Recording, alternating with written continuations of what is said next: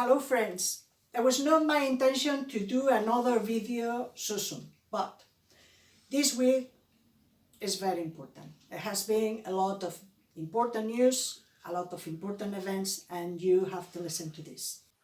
In 2014, a majority of people in Scotland did indeed vote no to independence. But in 2016, an overwhelming majority voted to remain in the European Union. Despite that overwhelming vote, within a matter of weeks, the Tories intend to remove Scotland from the EU. The future the people of Scotland once chose is simply no longer available to them. But it's not just the fact that the Tories want to take Scotland out of the EU against our will and contrary to the promises they made in 2014. They also dismissed a compromise proposal to stay in the single market. They've taken powers away from the Scottish Parliament.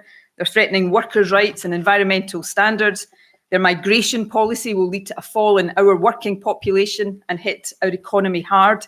A Tory-Trump trade deal will leave our NHS at the mercy of US drugs companies. Their social security policy will drive many more children into poverty.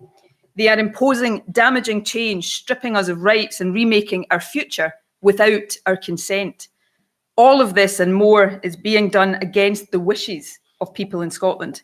That is not a union worthy of the name, and it is most certainly not a union of equals. It is instead a raw assertion of Westminster control over Scotland, and it is not sustainable. The Tory position will not prevail. Democracy will prevail. So today I urge people in Scotland, regardless of our differing views on independence, to rally round the case for Scotland's right to choose, our right to self-determination. This is not the time for Scotland to give up on reasoned and democratic argument. It is the time to pursue it even more confidently. Let's assert our rights as an equal nation and partner. Let's imagine a better country, a Scotland which is at the heart of Europe, a welcoming, outward-looking nation, a country where we get the governments we vote for, a Scotland with full powers to lift children out of poverty, create a fairer country and a more prosperous economy. A better future is possible, and it is our future that is on the line. We have the right to decide what it should be. So just as we did back in the 1990s to break Tory opposition and win a Scottish Parliament, let us now come together under the banner of our right to self-determination, and let us put Scotland's future firmly into Scotland's hands. So it's official. IndyRef 2 is on the table.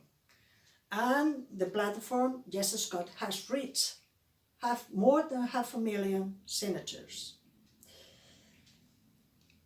The All Under One Banner March is going to be on the 11th of January, and that was reported in the Galician media. Sermos Galicia has reported that important event. So have a look at All Under One Banner.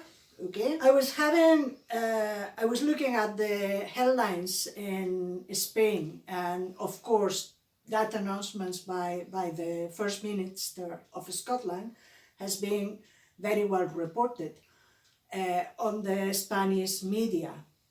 It's very, very interesting, especially from the far-right newspapers, because there's two different platforms explaining that both Catalan and Scottish cases are not the same. And also, this headline from La Razón, independence will have to wait, is about an interview with John Witherell, or something like that.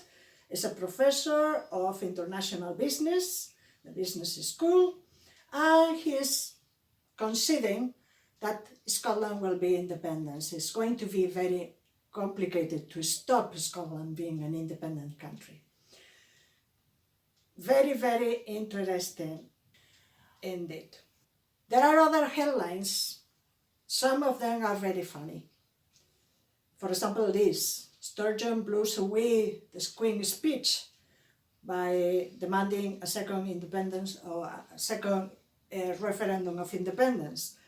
It's quite curious because I was looking at the headlines in the Scottish media, and I saw this from the Edinburgh News and this from the Scotsman. Queen's speech rules out new Scottish independence referendum. There's nothing about Scotland, nothing. So maybe these kind of headlines are fake news. I don't know why these kind of headlines are there. It's quite curious. It's very, very curious. As you know, the referendums bill has just been approved by MSPs. 68 members have voted yes, 54 have voted no, and 2 Scottish Labour members have abstained from voting. So that's all for now. The Spanish media is still reporting in every single detail that is happening in the United Kingdom, but the most important thing is reporting about Scotland. And all the newspapers are reporting pretty well. So I'll keep you updated. Bye.